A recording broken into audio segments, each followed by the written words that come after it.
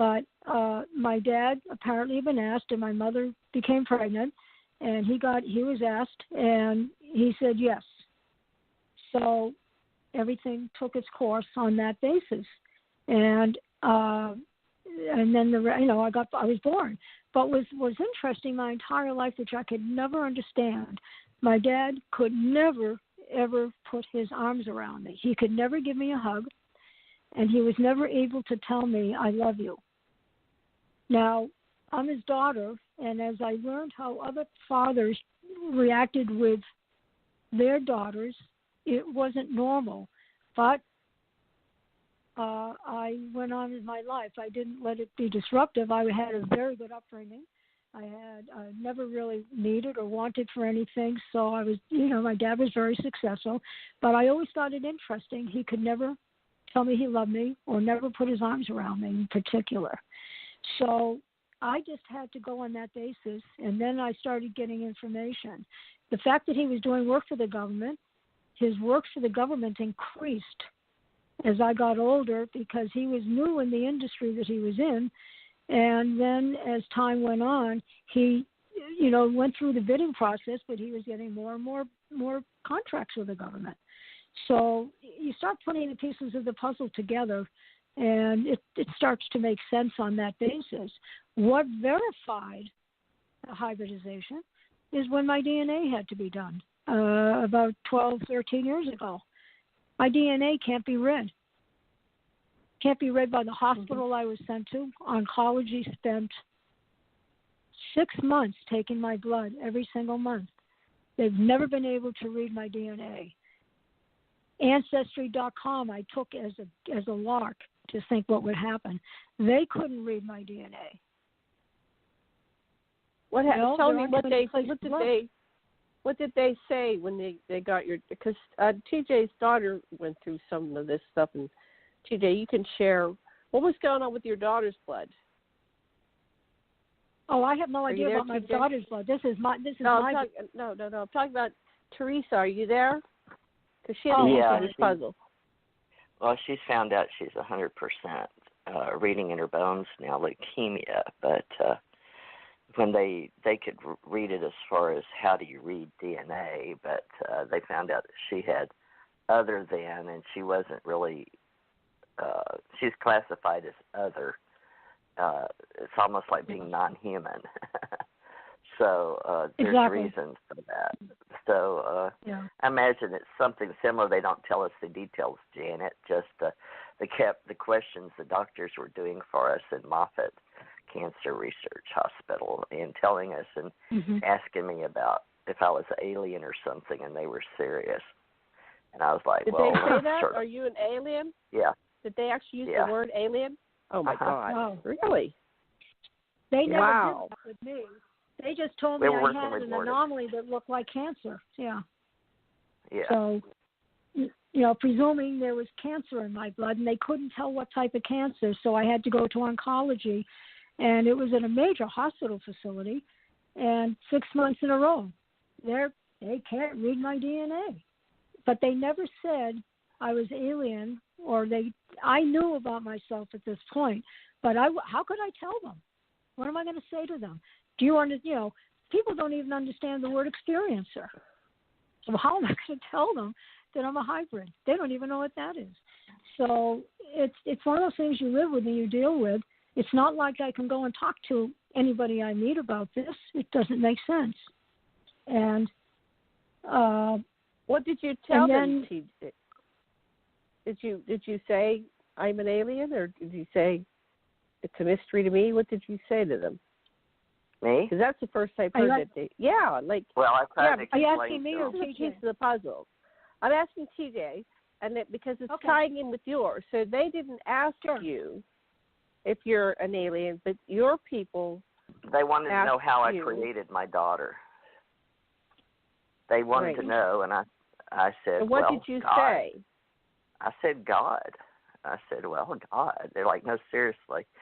They were asking me it wasn't the normal, in the office, like it was in a, like a doctor's office. We'd already left the doctor's office and gone down, but see, we'd been used to this because it started in 2016 and then 2017. But the questions they asked were doctors that came up from like Brazil, where Gigi was part Brazilian, so they had a doctor come up.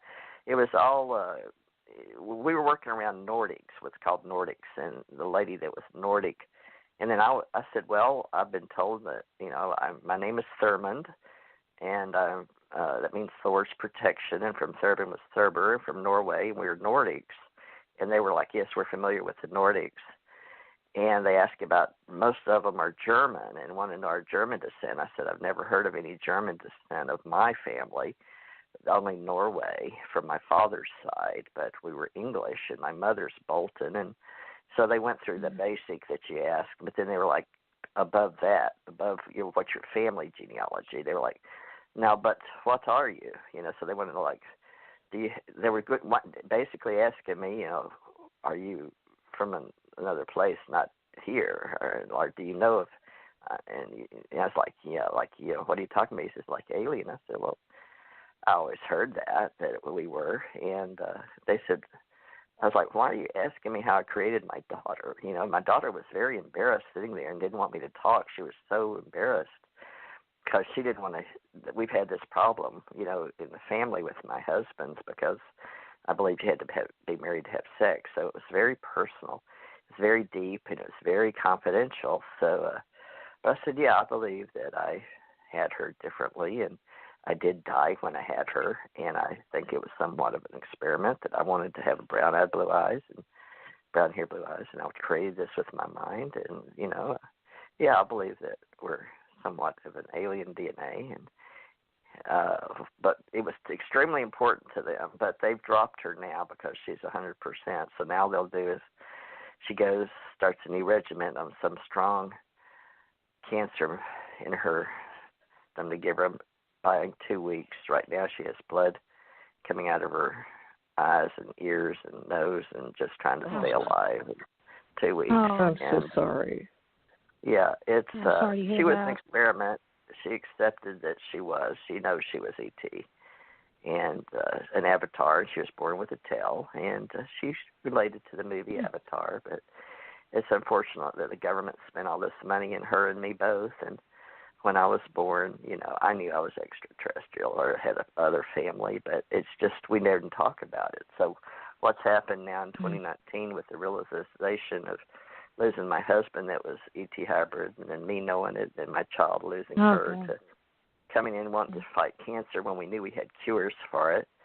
But that was her mission, and it's unfortunate that I've got to go through this now, and I don't know why I keep going through death and dying firsthand to be there. But it's a whole nother show and a whole nother story. But next 2 weeks, I don't even know how I'm going to do radio shows. But it does have to do with what we're creating here. And the positive side is we come here, and we're all blended together for whatever reasons, and we take with us what we can accomplish or learn in a physical container. So, we all have our part. We all have our gifts. And for whatever reason, it's very unfortunate because she really wants to live here. But she knows that she's immortal, and we're only passing through here. We call this the bus stop of the galaxy, for those that blend. Yep. So back to you. So Janet just wanted to know more about the reality that doctors are dealing with people.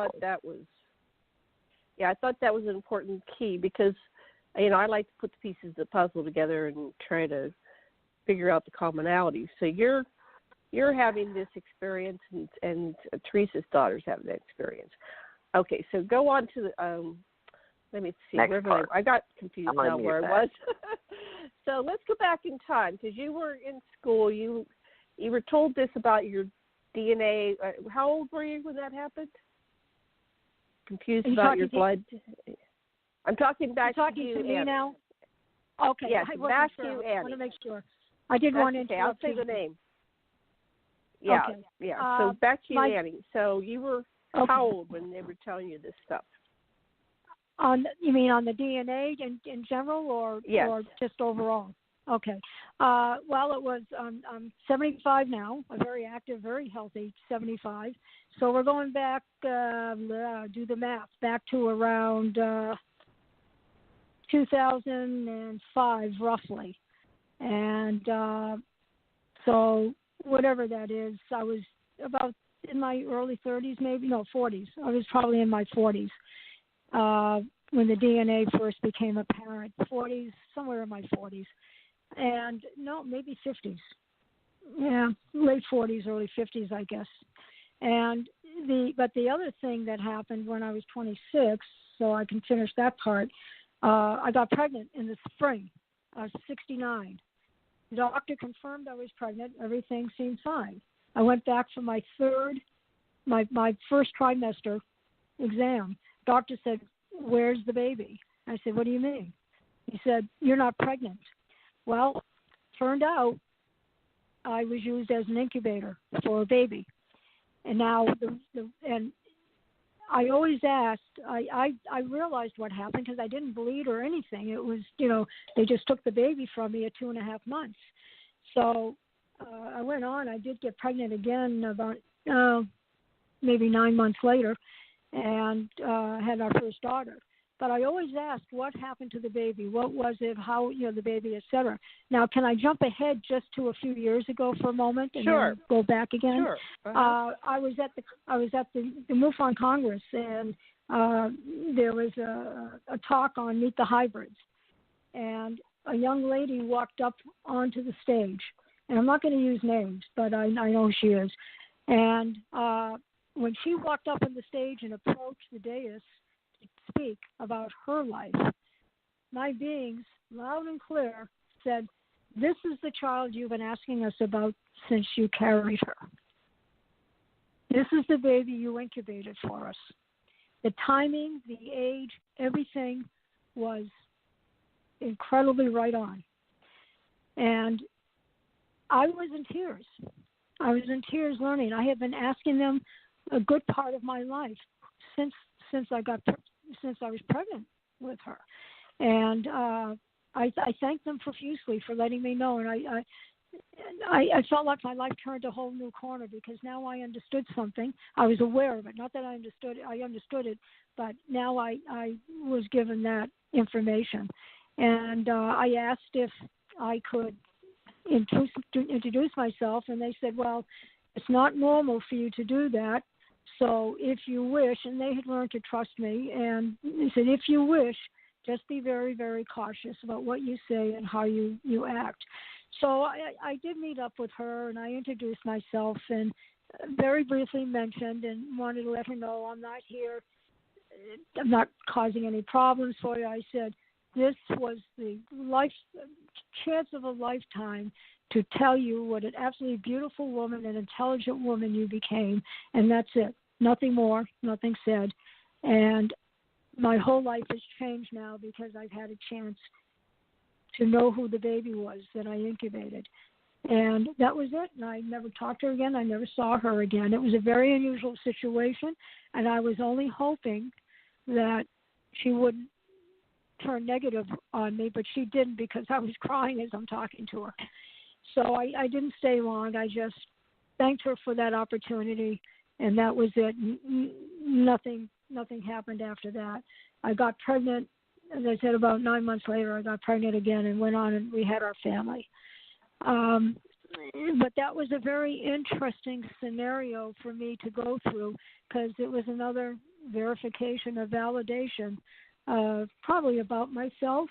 I don't feel I'm 100% hybrid. I don't have any external features that appear to be of anything but human. Internally, I did when I had when I had an appendectomy. It was an emergency. Doctor said an hour, maybe an hour is, they go in, they take it out, they stitch you up. And it took 2.5 hours. Well, it turns out, I found out later from my mother that they couldn't find my appendix. It wasn't where it was supposed to be. So that was something else that was apparent about me. And a lot of other things have to do with capabilities.